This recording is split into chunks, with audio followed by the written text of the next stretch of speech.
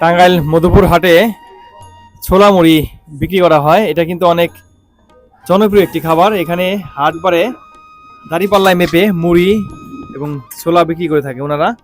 এই যে দেখেন, এখানেই রান্না করা হয়েছে এই বলে ছোলা এখন দাঁড়িপাল্লায় মেপে সবাইকে দিবে। এখানে কত টাকা দিলেন কাকা? আপনি কত বছর ধরে এখানে বেচাকেনি করেন? 55 বছর ধরে উনি এই হাটে ছোলা মুড়ি বিক্রি করেন। এই যে এখন দিচ্ছেন তেল, সরিষার তেল। এভাবেই কিন্তু খাবার পরিবেশন করা হয় এখানে। ছোলা মুড়ি 10 টাকার, 15 টাকার, 20 টাকার এভাবে দেওয়া হয়। পাতিলে রাখা আছে পানি, গ্লাসে ভরে পানি দিচ্ছেন। কত টাকার করে বিক্রি করে থাকেন আপনারা? না সেটা না, মানে কয় টাকার কয় টাকার? 20 টাকা, 30 টাকা, 40 টাকা, 50 টাকা।